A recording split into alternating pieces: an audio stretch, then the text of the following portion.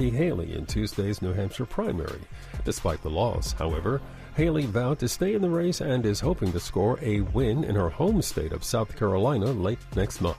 New York City Mayor Eric Adams is still talking with council members to try and convince them not to override his veto of a controversial policing bill.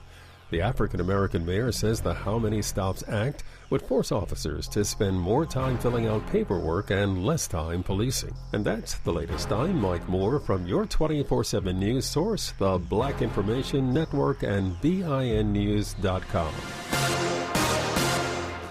For victims of drunk and drug driving, our grief is unique. But you are not alone. You always have a place at MAD. Call our 24-hour victim helpline at 877-MAD-HELP or visit mad.org. This is the KBLA Sports Minute with Ray Richardson.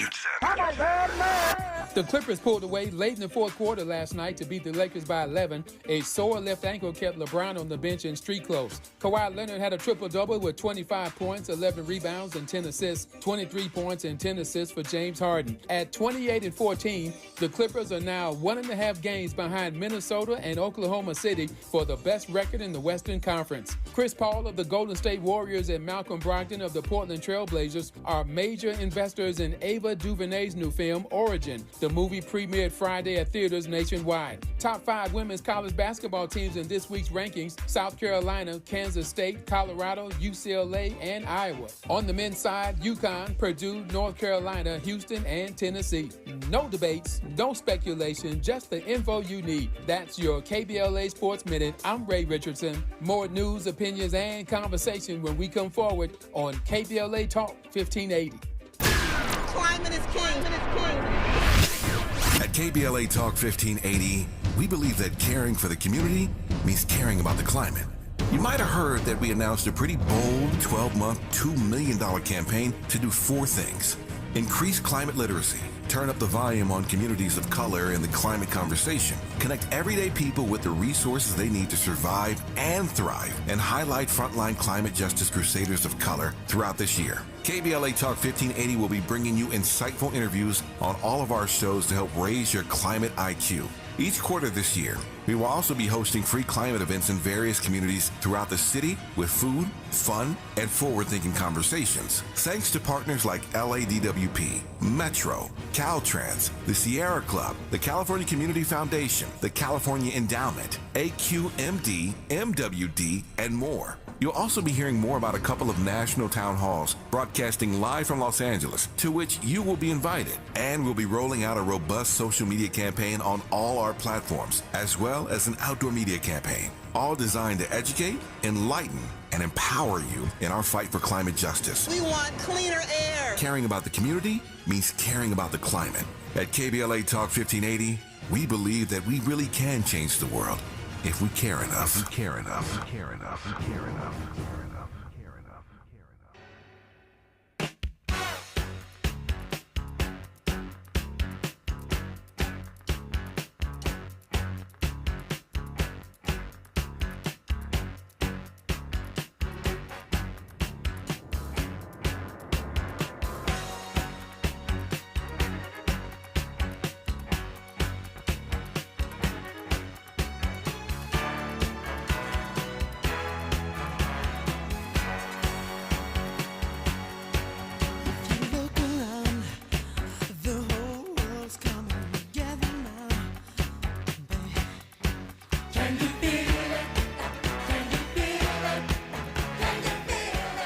I can feel it, but I'm not sure I like what I feel, given what happened in New Hampshire yesterday. I'm Tavis Smiley, and I'm glad to have you tuned into our program. What an amazing hour we just experienced, and I look forward to another great hour right about now. 2 conversations in this hour. In fact, on the B side of this hour, a visit with Millennial Powerhouse Rena Shaw about navigating the Washington, D.C. power maze, advising Fortune 500s and shaping national narratives as a political strategist, media commentator, and social entrepreneur. We'll talk to Rena about a number of things, including news that just broke today that Jon Stewart is coming back to the Daily Show. I guess he wants some of this this political stuff this season. It's going to be really interesting. It already is. And so Jon Stewart is coming back. I'm not sure it's permanent, but he's coming back in this political season to retake his seat at the Daily Show. So a lot of news to talk to Rena about on the backside of this hour. But I am delighted. It's been too long since I talked to him. But I'm delighted to once again be in dialogue with Secretary Leon Panetta. It's not often that you get a chance to talk to a former White House Chief of Staff and a former Secretary of Defense, not to mention being in Congress and some of the other things he's done in his career. But just imagine in your career, you've been Secretary of Defense and a White House Chief of Staff. I'm delighted to talk to Leon Panetta. Mr. Panetta, how are you today, sir?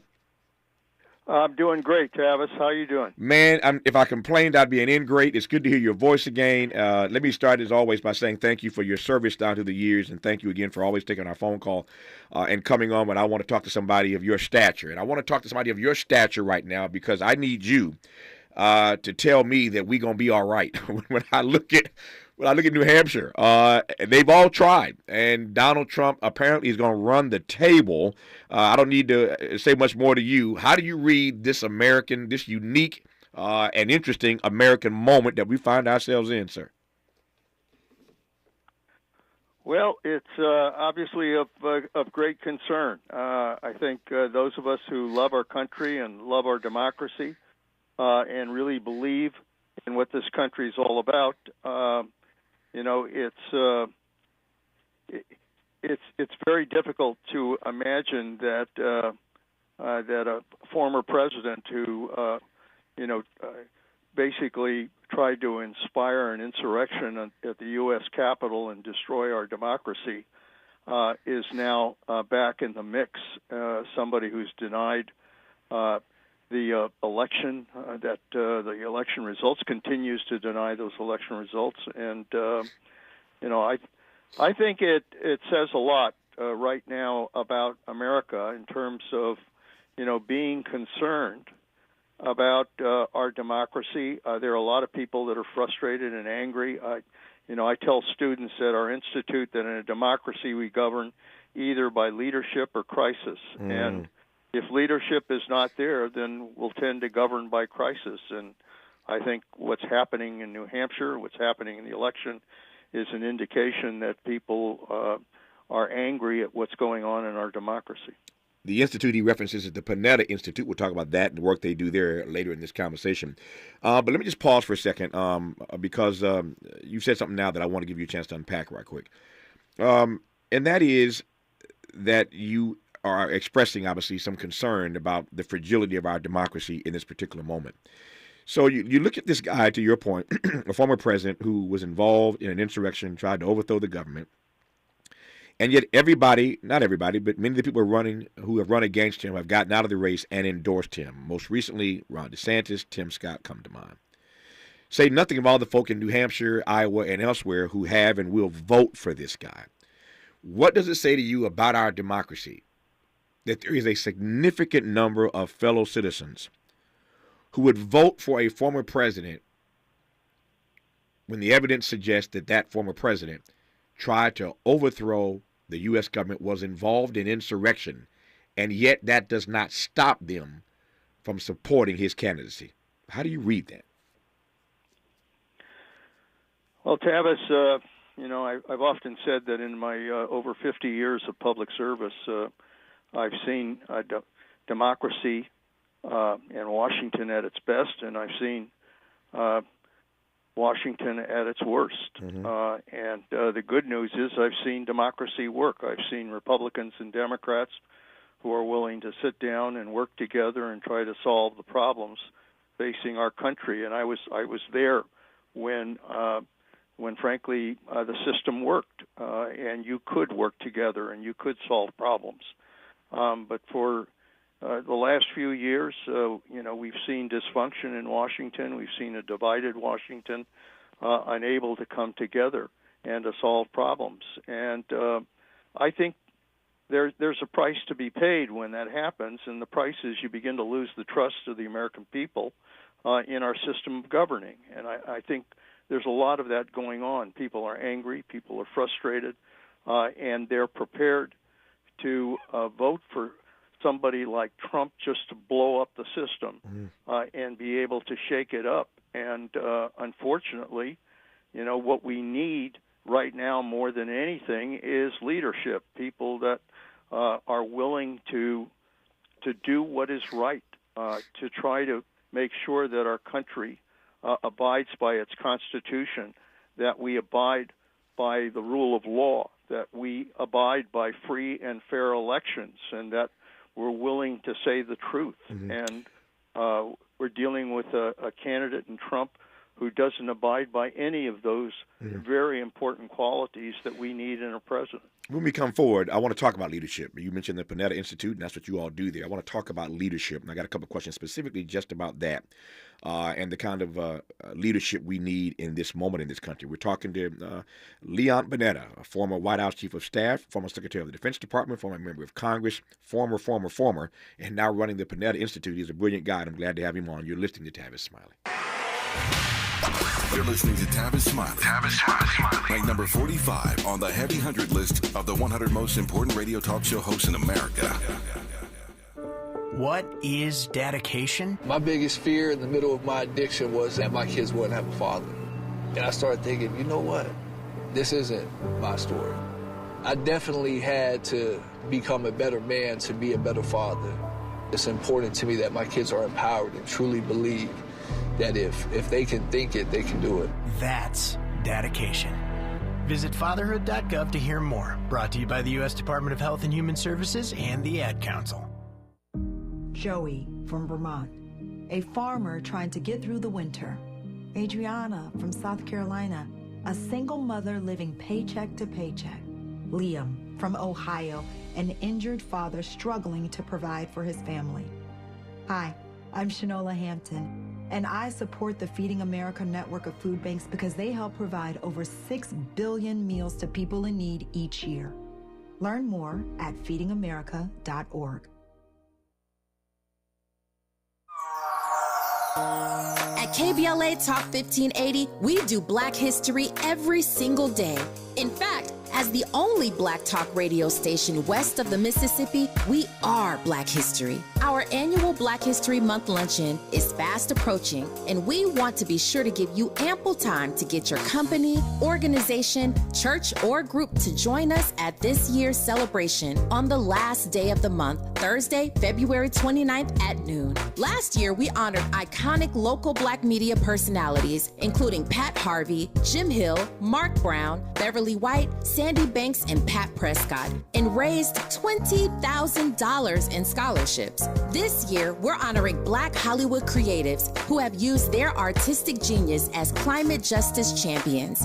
At this year's luncheon, we will be showcasing and sharing their inspiring work on our big screen. Plus, a scrumptious meal, live music, great company, and lots of fun with your favorite KBLA Talk 1580 hosts. So contact us today at info@smileyAudiomedia.com or call 323-290-4690. That's info@smileyAudiomedia.com or call 323-290-4690. We hope to see you Thursday, February 29th as we close out Black History Month. At KBLA Talk 1580, we've got your Black. We're for Washington. We love Febrez's new scent. Refresh and energize. So much we made a song about it.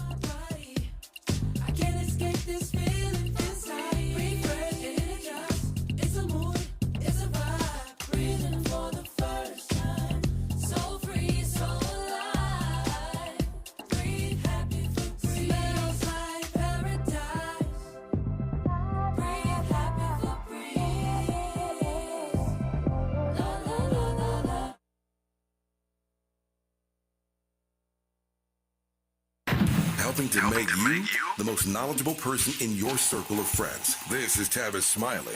Tavis Smiley and Secretary Leon Panetta, former Secretary of the Defense Department, former White House Chief of Staff, former member of Congress, now running the Panetta Institute. Let me just jump right to this quickly. And that is I'm curious as to your critique of American political leadership in Washington right now.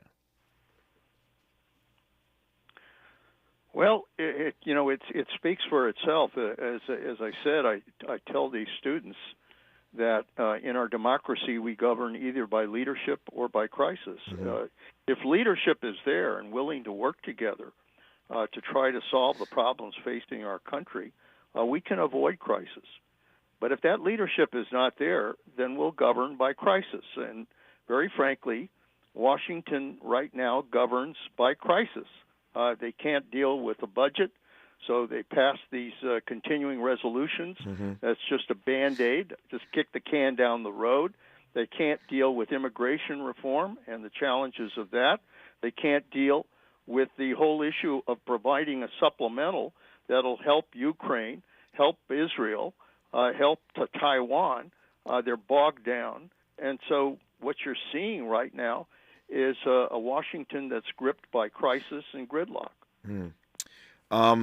The obvious question, given that you have been a White House chief of staff, so you know what they're trying to navigate right now. What's your view of what Biden has been able to accomplish?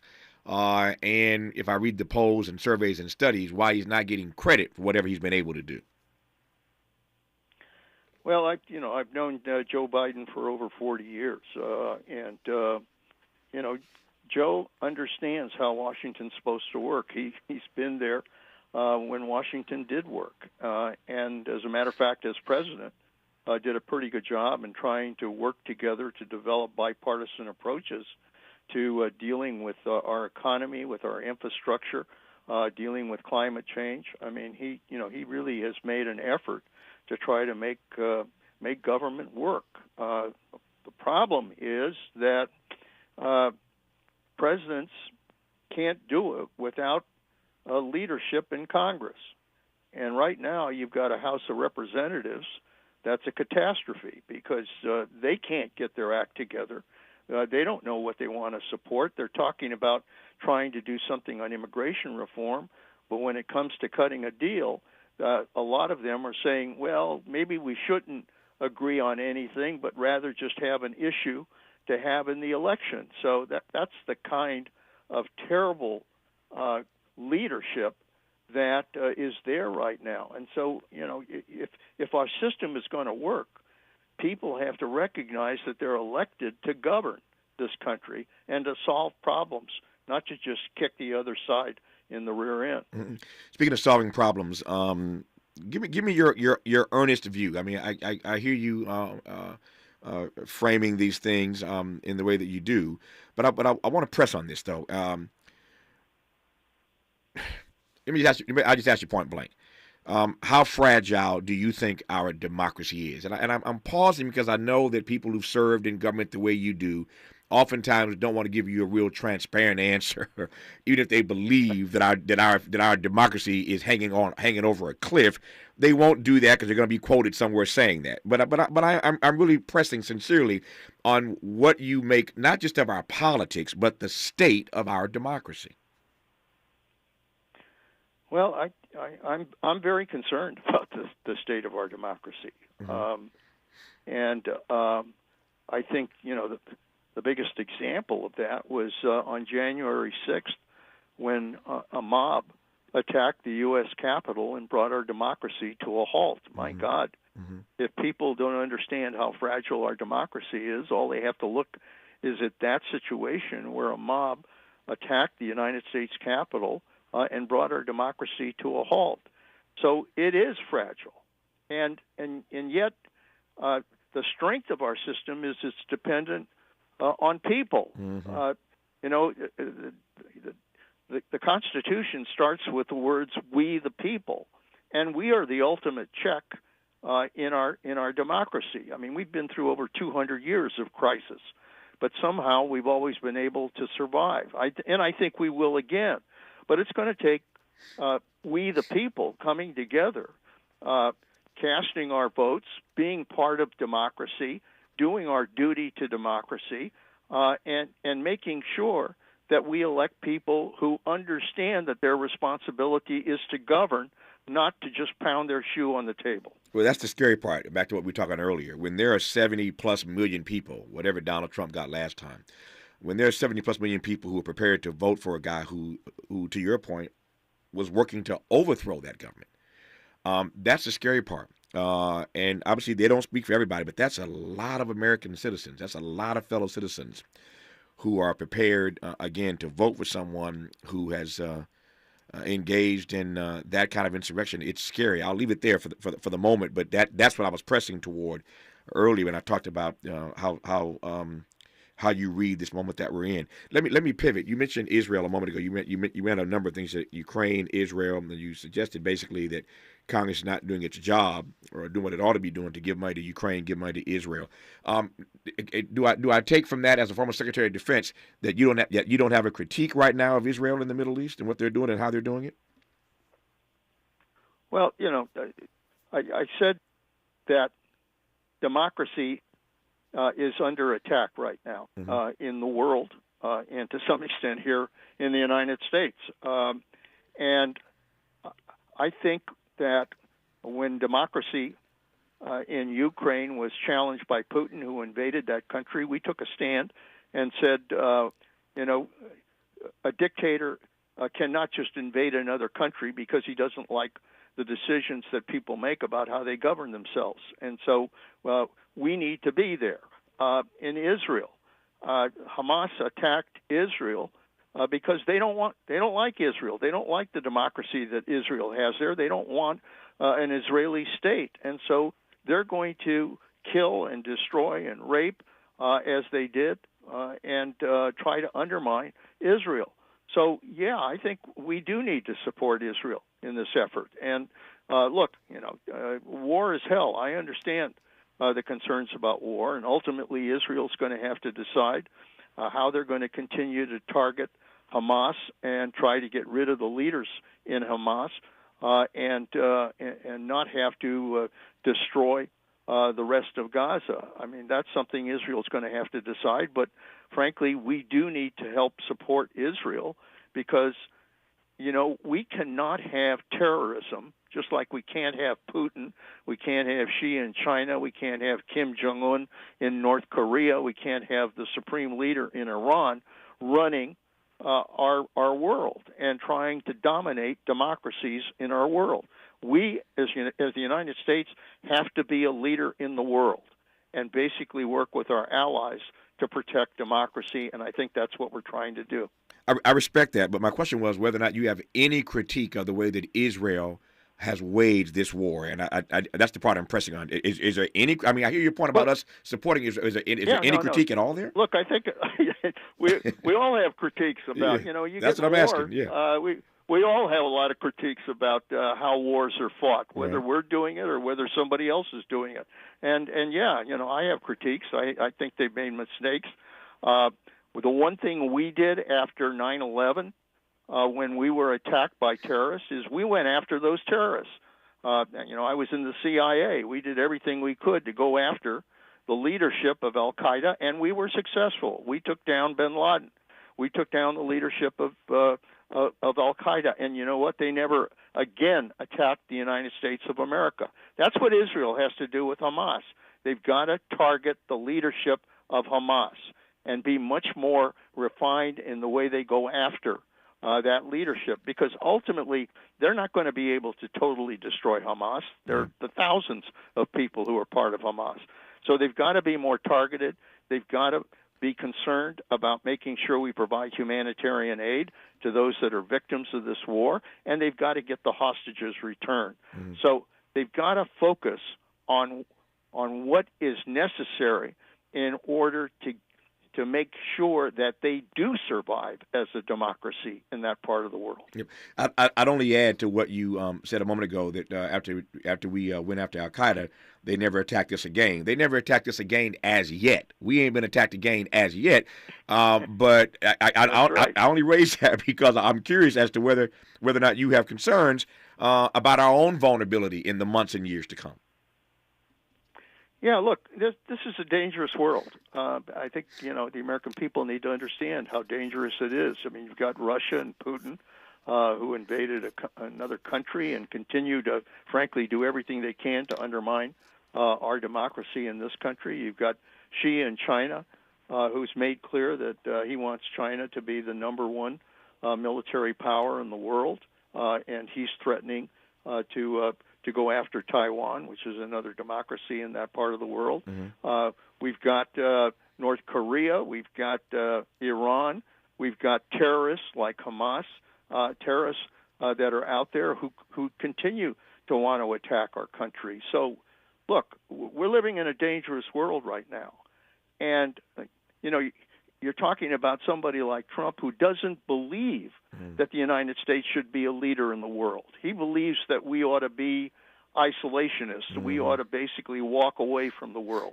Well, you can't do that. You can't do that in today's world. So we need strong American leadership, strong world leadership, and we need to work with our allies if we're going to deal with this dangerous world. You mentioned your time at the CIA. I'm keeping my eye on this every day. It's being covered in the news, but it's not really our focus right now. I'm watching what's happening in Yemen. I'm watching the attacks that we not the attacks, but the response, I should say. They are attacks, but they are in response to what they've done. And I'm not suggesting that we ought not do it per se, but I'm concerned about what's happening in Yemen right now. And my question is whether or not you think the CIA presence in Yemen, our military presence there, is making matters worse in the Middle East. Well, look, we need good intelligence in order to make the right decisions. I mean, that's one thing I learned at the CIA is that our responsibility is to tell truth to power. And so it is important to have good intelligence. And frankly, I'm a little concerned because we didn't have good intelligence, frankly, on what Putin did in Ukraine. We thought Putin would prevail, and he didn't. We didn't have good, frankly, Israelis did not have good intelligence on Hamas and what they were threatening to do. So we need to improve our intelligence as to what our adversaries are up to. And look, the Houthis are a terrorist group. That's what they're about. They're going to attack and kill innocent men, women, and children. They're going after shipping in the Red Sea. The United States has to stand up to that. We can't allow them to do that, and that's what we're doing with these attacks. So, look, I support what the United States is doing in trying to protect commerce in the Red Sea, but more importantly, trying to protect democracy in that part of the world. I got 2 minutes left. I want to close on talking about the Panetta Institute, but just one quick thing here. You mentioned that Israel, to your mind, didn't have good intelligence on Hamas. You saw those New York Times stories that I saw, Ms. Panetta, that Israel did know what Hamas is up to, and Bibi and them looked the other way. They didn't take it seriously, but they were apprised ahead of time that Hamas was planning an attack on them. That's a New York Times front page story. Yeah, no, I saw that story. I'm sure there were people that were aware of that. Yeah. But I just cannot imagine that they really expected that Hamas was going to conduct the kind of attack that they did. Yeah. Well, they did, sadly, and we are dealing with what we're dealing with right now, sadly, as well. I got 90 seconds left. Tell me about the work of the Panetta Institute and how it's coming along. Well, look, we've talked about a lot of things, but the most important thing about this country is we need a new generation of leaders for the future. Man, do we need a new and younger generation of leaders in both parties, the Republican Party and the Democratic Party. And so what the Panetta Institute tries to do is to build that new generation of leaders, make them understand that they have a duty to our democracy to participate, make them understand that they do have a role in protecting our democracy. These kids right now, unfortunately, are turned off. They look at Washington, see the dysfunction, see the divisiveness, the polarization, and so a lot of these young people aren't paying attention to our democracy. We're trying to wake them up and make them understand that they have to be the leaders of the future. Over 50 years of public service and counting, even as a private citizen. He's still doing his part. His name is Leon Panetta. Of course, he was White House Chief of Staff. He was Secretary of the Defense Department, at one point a member of Congress. So many roles he has played over the course of that 50-plus years in the public arena, and we are always delighted to engage him in dialogue and get his point of view on the world that we are trying to navigate, and it ain't pretty these days. Secretary Panetta, good to have you on, sir. All the best to you. Thank you for your time. Tavis, it's good to be with you. Continue to punch. I think it's important to wake up the American people. Thank you, sir. More of Tavis Smiley when we come forward. Seeking the truth. Speaking the truth. This is the Tavis Smiley Show. If you're like me, 60 and retired, making ends meet, especially here at the supermarket and drugstore, is tough. I'm so blessed to have found benefitscheckup.org. It's a free and confidential website from the National Council on Aging that connected me to $1,200 a year in programs that help pay for food, medicine, utilities, and more. Maybe it can help you. benefitscheckup.org. My daughter was diagnosed with a rare malignant rhabdoid tumor on the spine. They sent her straight to St. Jude. My hope was gone. But when you get there, everyone's like, hey, we're not going to give up. And when you see other people not giving up on your child, that makes all the difference in the world. When I found out I didn't have to pay, I was just grateful. They saved my baby's life. Finding cures, saving children. Learn more at stjude.org. Thank you for joining us, everyone. I'm Mike Moore. Here's the latest from the Black Information Network. Senator Bob Menendez claims his New Jersey home was illegally searched and is asking a New York judge to toss out most of the evidence. The veteran Democrat says federal agents ransacked his home last year out of revenge because he'd beaten a prior prosecution. Menendez is accused of accepting gifts in exchange for political favors. State Senator Cleo Fields is running for U.S. Congress in Louisiana's second black majority congressional district. The state legislature created the new district during a special session last week. The new district covers parts of East and West Baton Rouge parishes, Point Coupee Parish, and several other parishes across central Louisiana. Senator Fields serves the 14th Senate District. And that's the latest. I'm Mike Moore from your 24/7 news source, the Black Information Network and BINnews.com. For victims of drunk and drug driving, our grief is unique. But you are not alone. You always have a place at MAD. Call our 24-hour victim helpline at 877-MAD-HELP or visit mad.org. This is the KBLA Sports Minute with Ray Richardson.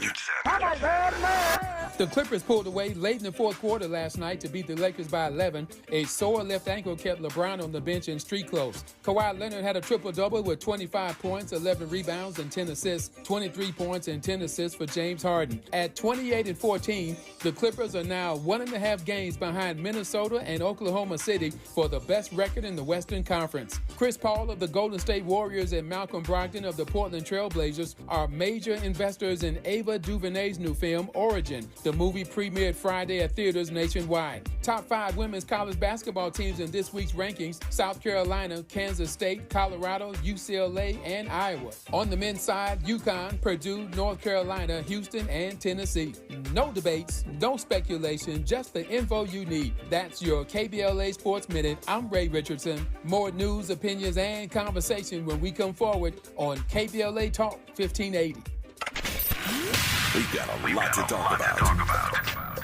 Hi, I'm Zoe Williams, a.k.a. the Voice of Reason, encouraging you to join me weekdays from 7 to 9 p.m. for the world's most intriguing relationship radio roundtable. Every night, I facilitate and encourage our loyal listeners to participate in the most engaging relationship discussions you'll hear anywhere. So make it a point to rendezvous with me, Zoe Williams, the Voice of Reason, Monday through Friday, 7 to 9 p.m. Pacific Standard Time. Trust me, your relationships will never be the same. The VOR is on fire tonight. Unapologetically progressive. KBLA Talk 1580. We've got your black.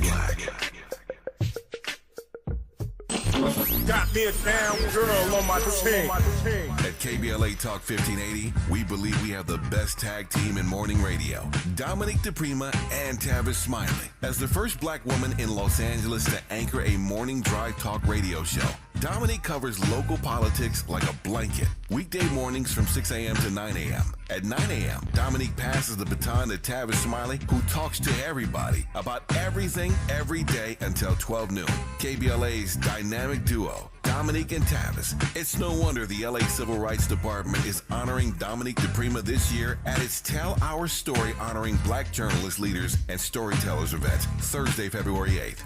Or that the John M. Langston Bar Association of Los Angeles is honoring Tavis Smiley at its 47th Annual Installation and Scholarship Awards Gala with its Community Impact Award on February 10th. We couldn't be more proud of Dominique and Tavis, who make black history every day, not just in February. If you're missing Dominique and Tavis weekday mornings on KBLA Talk 1580, you're missing out. We're KBLA Talk 1580, and we've got your black.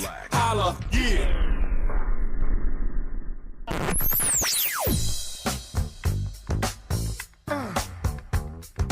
This is KBLA Talk 1580. Talk radio.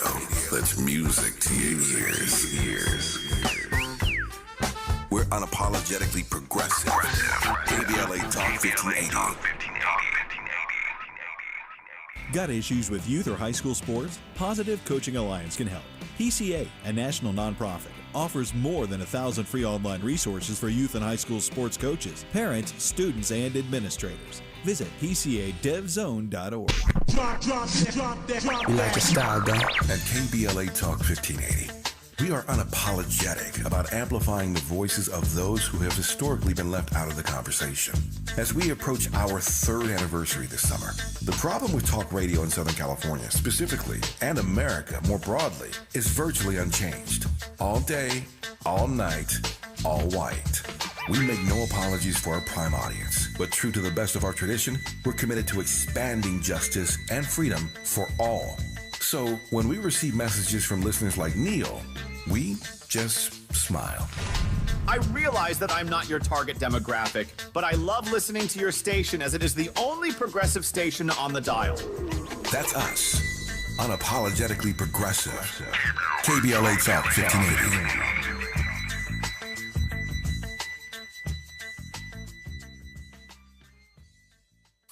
Made fresh daily in Leimert Park, Los Angeles, California. You're listening to Tavis Smiley. You are indeed, and I'm glad about it. We are going to have a conversation here in just a moment with Rena Shaw, millennial powerhouse Rena Shaw, about navigating the D.C. power maze, advising Fortune 500s, and shaping national narratives. As a political strategist, media commentator, and social entrepreneur, we're getting Rena. I had her on the phone, and we dropped her. We lost her. We'll get her back on the phone here in just a second. In the interim, I can tell you one of the things I want to talk to her about. There is breaking news that Jon Stewart is returning to host The Daily Show on Mondays. So he's not there every day, not there permanently, but it's funny to me. I know Jon well. I've been on his show a number of times over the years when he was hosting from, 1999 to 2015. Had me on a number of times, so we developed a nice little friendship, I think, and brotherhood. And I'm glad to see him come back. But it's fascinating that after being out of the game every day at least, or even on a one-night-a-week basis since 2015, he's back, which suggests to me that he's got something to say, and he wants some of this. Do you want some of this? Apparently he does. I'm pleased to welcome Rena Shaw to this program. Rena, how are you today? Hi, Tavis. I'm well. How are you? If I complained, I'd be an ingrate. I am doing well, and I'm delighted to be in dialogue with you. A few things I want to cover in the half hour or so that we have here. Let me start, as you heard me mentioning a moment ago, with the Jon Stewart news. As I mentioned, I know Jon. I like Jon. I'm glad to see him back. I know he has something to say, and he always has a way of getting us to see things through a particular lens that we might not have paid attention to. But the larger point here is that this thing is getting so wild and crazy that Jon Stewart obviously wants some of it. How do you read it? I mean, what was it? He made his debut like 25 years ago on that show.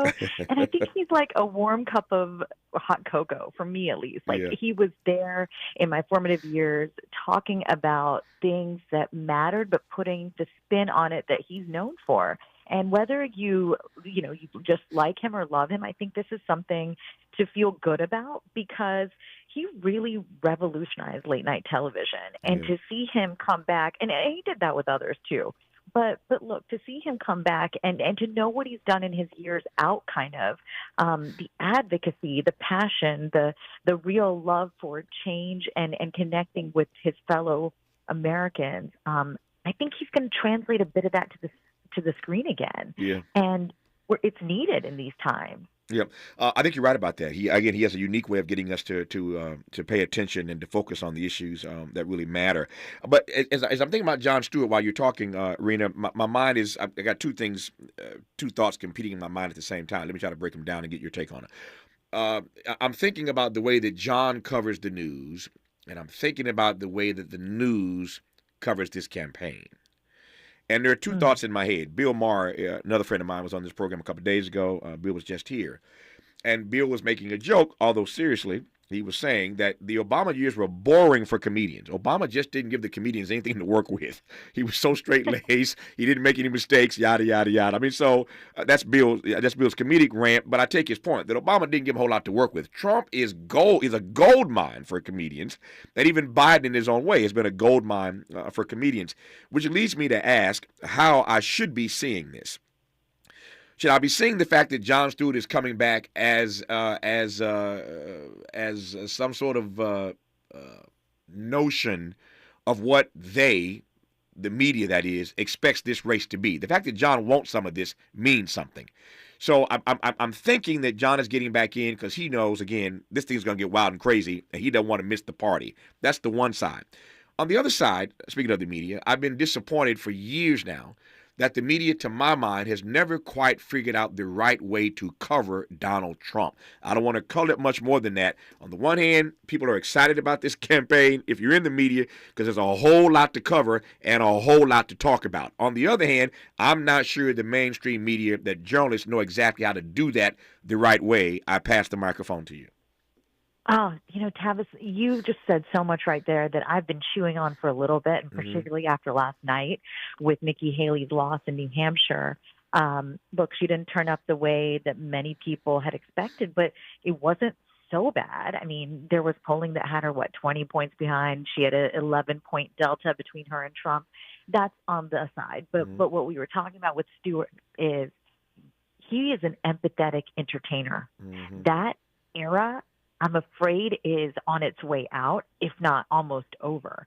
Because you look at Trump, and that's a non-empathetic entertainer who made his way to the highest perch in the land. And when he left in 2020, was unceremoniously booted out. I would say, just really somebody that's going to go down in history generations from now. They'll be like, what were y'all thinking? But then again, this moment leaves us wondering if we invite him back into our lives and subscribe to the media that benefits from his presence, from his irrational thoughts, from his lack of care for his fellow man. If we continue to subscribe to that stuff and let ourselves be entertained by it, then can we ever get out of this sort of vacuum that I know there will be many people who say, hey, this is great. It plugs us in again, and it mobilizes a certain faction of people to want to get to the polls and maybe vote against Trump, right? There's all that. We can splice and dice this however we want, but I'll just say this. I'm a political analyst, commentator. I am youngish. I always say I'm an elder millennial. I made my career on Capitol Hill working for 2 Republican members of Congress. Now, that was at the height of the financial crisis back in 2008, 2009. And I thought our politics would go south at some point. I started to see it a little bit, but I never thought it would nosedive this way. And I am afraid of kind of really how we allow people who are irresponsible journalists to change the narrative for us about us. And the us is people who actually think that government is serious business, that politics is serious business, that public service used to be a thing and still should be a thing. There is too much us versus them being done right now. And I actually just hung up the phone with a journalist who is from an international outlet that I don't want to put on blast, but I do go on these outlets frequently internationally because I really love it. I love explaining America to the world, answering questions about us, talking about why I love this country. I'm the daughter of immigrants, so obviously I love all this stuff. But this person was trying to say, but you're a never Trumper. You're a never Trump. And I'm like, hey. The labels have got to stop here. I may have opposed him in 2016, again in 2020, and don't want him back in the White House, but I am giving you some other stuff here that is fact, and you're not taking it. you want to go with the tabloid fodder. So that is the problem that I think characterizes our politics today. Now, when we come forward, you just said two things I want to probe. One, I am fascinated by how in these international conversations you are in this moment in late modernity explaining America to the world. That ain't easy to do. I've said many times over the years that one of the reasons why I have to get out of this country every year as often as I can is to see it from the outside in. I don't think you can appreciate America or, frankly, critique America in the way it ought to be critiqued if you're always inside of it. What's the old adage? If you're on the float, you can't really see the parade. So you got to get off the float. You got to get outside of America and look back at it and critique it. But when you travel around the globe, certainly in the Trump era, as I did and as you did, it's hard to explain to folk. It's hard to explain America to folk. It's hard to explain democracy to folk during the Trump era. So I'm wondering in this moment, now that he's making a comeback, how is Rena Shaw, to her point, explaining America to the world? You just heard us talk to Leon Panetta, who was former White House Chief of Staff, former Secretary of Defense, and he said in his 50-plus years of public service, he's seen Washington at its best and Washington at its worst. Rena ain't been doing it 50 years, but I'm curious as to whether or not she thinks Washington right now, she's a millennial powerhouse, is it at its best or at its worst? More with Rena Shaw when we come forward on Tavis Smiley. Hope, agency, dignity. This is Tavis Smiley. Can you dig it? Come on! What is dedication? My biggest fear in the middle of my addiction was that my kids wouldn't have a father. And I started thinking, you know what? This isn't my story. I definitely had to become a better man to be a better father. It's important to me that my kids are empowered and truly believe that if they can think it, they can do it. That's dedication. Visit fatherhood.gov to hear more. Brought to you by the U.S. Department of Health and Human Services and the Ad Council.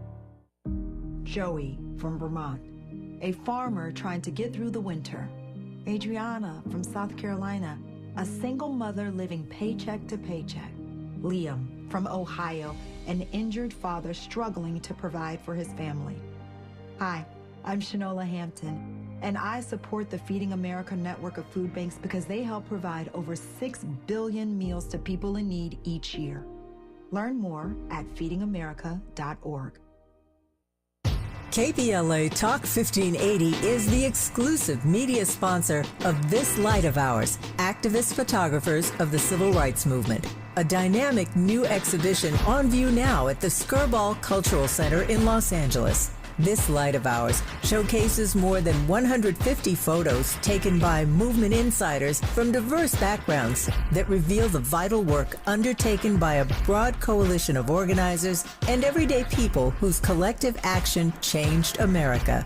This light of ours is one of 3 temporary exhibitions currently on view at the Skirball, which together explore issues related to civil rights, immigration, and pluralism. Tickets and more information for all 3 exhibitions are available at skirball.org. That's skirball.org. SKIRBALL.org. eBay Motors is here for the ride.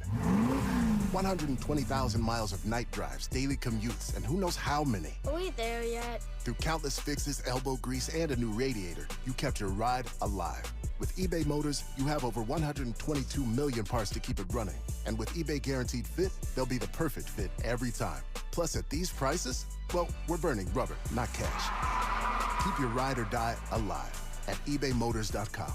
Eligible items only. Exclusions apply. Did you know that feeling sluggish or weighed down could be a sign that your digestive system isn't working at its best? Taking Metamucil every day can help.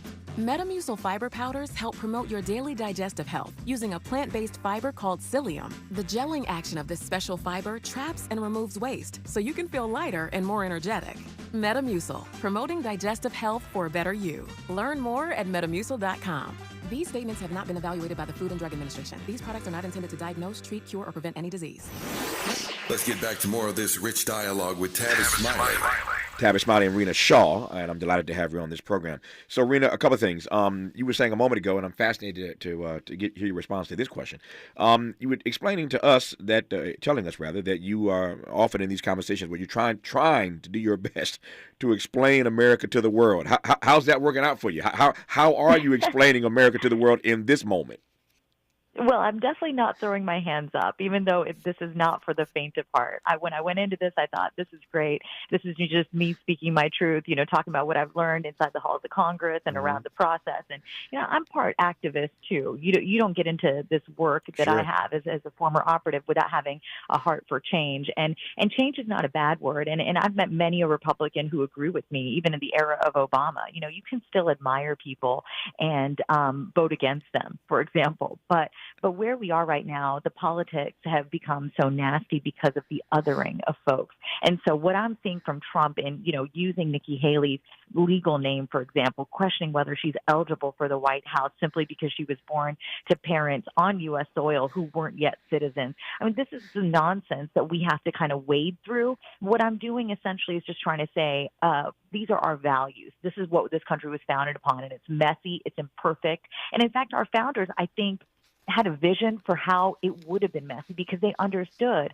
we are not a perfect union, and they wanted us to continue to strive to be a more perfect union. I mean, people always say to me, the founders would have never envisioned someone like you voting. And I'm like, well, I don't take that. I don't take certain lines. I don't accept, I think, the status quo, which is a lot of what we see in communities coast to coast. What I want to build across America is vibrant, inclusive communities, the type of communities my parents landed up in 1970, for example. In rural southern West Virginia that said, you know what, you're part of us. You believe in what we believe. There's a societal pact that we are all working, again, striving towards a better America that is not only competitive, prosperous, but innovative, and for everyone, regardless of what you look like or where you come from. So that is the hard part, because we have to spend so much time talking about sort of the nasty, superficial stuff that we can't really get to our values too much. But like I said, you only make it make sense if you reject a lot of what's being sold to us by certain people who are enriching themselves off of public service. Yeah, I know there are going to be a lot of people calling me. I'm getting it now from friends of mine around the globe who are trying to understand how we are processing the second coming of Donald Trump. They don't get it. When we come forward in our remaining moments, speaking of Donald Trump, I want to ask Rena, here's two more things for our loser at the top of the hour. One is what she makes of the fact that as the president is steaming and streaming toward renomination, he's gotten and is going to get the opponent that he wants. They're scared of Trump because they don't want to lose to a guy because he poses such an existential threat. So they're scared of losing to this guy. But this is the guy they want. They want this rematch with Donald Trump, and they're going to get it after what happened in New Hampshire last night. How does Rena read that? And I still got to get that question to her, given what she's seeing in Washington, whether she thinks she's seeing Washington right now at its best or at its worst. More when we come forward. What's your quarrel with the world? You're listening to Tavis Smiley. If you're like me, 60 and retired, making ends meet, especially here at the supermarket and drugstore, is tough. I'm so blessed to have found benefitscheckup.org. It's a free and confidential website from the National Council on Aging that connected me to $1,200 a year in programs that help pay for food, medicine, utilities, and more. Maybe it can help you. benefitscheckup.org. My daughter was diagnosed with a rare malignant rhabdoid tumor on the spine. They sent her straight to St. Jude. My hope was gone. But when you get there, everyone's like, hey, we're not going to give up. And when you see other people not giving up on your child, that makes all the difference in the world. When I found out I didn't have to pay, I was just grateful. They saved my baby's life. Finding cures, saving children. Learn more at stjude.org. KBLA Talk 1580. We've got a lot to talk about. KBLA Talk 1580 believes in community empowerment through the arts. Tia Chucha Central Cultural is on a mission to transform community in the Northeast San Fernando Valley and beyond through ancestral knowledge, the arts, literacy, and creative engagement. The Northeast San Fernando Valley has a population of about 500,000, the size of the city of Oakland, yet it has no bookstores, art galleries, or full-fledged cultural spaces until Tia Chuchas opened its doors in 2001. Founded by renowned poet and activist Luis Rodriguez, Tia Chuchas South Cultural Center provides a year-round free or low-cost arts and literacy bilingual intergenerational programming in mural painting, music, dance, writing, visual arts, healing art sessions, and healing talking circles. Activities also include Mexica, Aztec dance, indigenous cosmology, philosophy, and 2 weekly open mic nights, one in Spanish, the other in English. In addition, they host author readings, film screenings, and art exhibits. To express yourself, heal yourself, attend an event, or volunteer, please visit www.tiachucha.org. That's TIACHUCHA.org. This is a community call to action from KBLA Talk 1580. If you love to travel, Capital One has a rewards credit card that's perfect for you. With Venture X, earn unlimited double miles on everything you buy and turn everyday purchases into extraordinary trips. Plus, receive premium travel benefits like access to over 1,300 airport lounges where you just check in and chill out. Open up a world of possibilities with Capital One. What's in your wallet? Terms apply. Lounge access is subject to change. See CapitalOne.com for details. Sounds different, huh? This is Tavis Smiley. Got about 4 minutes left here, Arena Shaw. Let me start with this. We have heard over many years about the much fabled power of New Hampshire's fiercely independent voters, but that was not enough to overtake the spell that Donald Trump apparently has cast on this party. That's a long way of saying that Joe Biden is going to get the guy that he wants. As I said a moment ago, they don't want to lose to this guy because he does represent a serious existential threat, but they want to run against this guy. They think that's their best chance of winning. And Joe Biden is the only guy to ever beat Donald Trump at the ballot box. So what do you make of the fact that the sequel that we all are regretting is actually going to happen? Yeah, there's no telling if, what the odds will be like as we get closer to November of Biden actually being able to beat Trump this time. I want to believe that obviously he's well equipped to do so, having beat him handily last time. But we had a different set of circumstances. We looked at the Trump administration's handling of the COVID-19 pandemic. In my book, it was pathetic, and a lot of other Republicans thought so as well. But the stakes are really high here. So, I thought the Democrats should have, could have, maybe would put up someone else for the White House, but this is where we are at. I mean, I'm one of the very few strategists saying, anything can happen between now and South Carolina. It's a long 4 weeks. Nikki Haley obviously has not run out of money, desire, stamina. I'm glad she's staying in, being realistic about this thing. The structure of the race doesn't look good for her to be able to be successful in South Carolina and then to go on and be successful in Super Tuesday. But we are where we are. And I would just say this, the stakes are really high right now.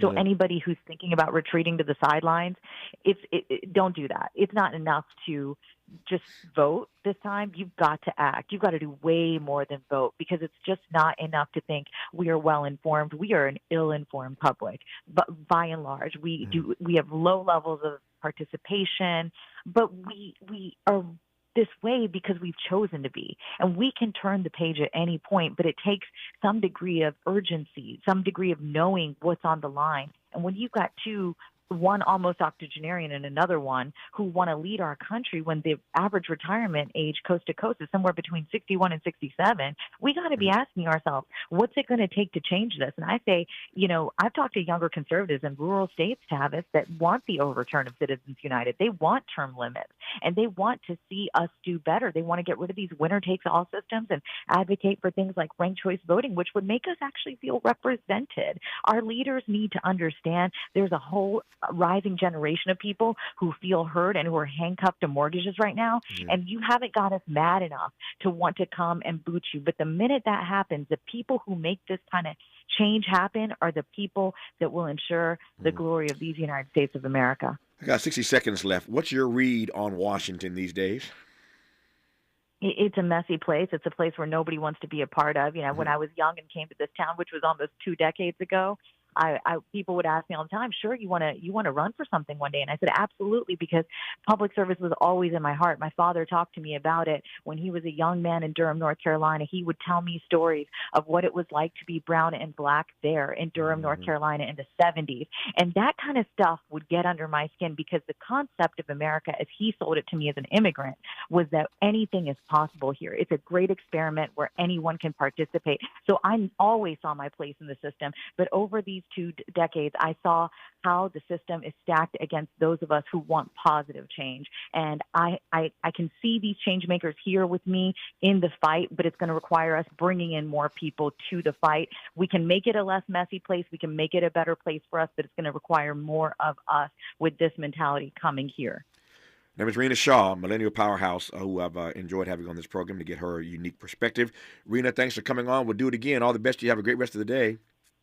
Thank you, Tavis. Good to have you on. More of Tavis Smiley when we come forward. KBLA 1580 Santa Monica Network. Senator Bob Menendez claims his New Jersey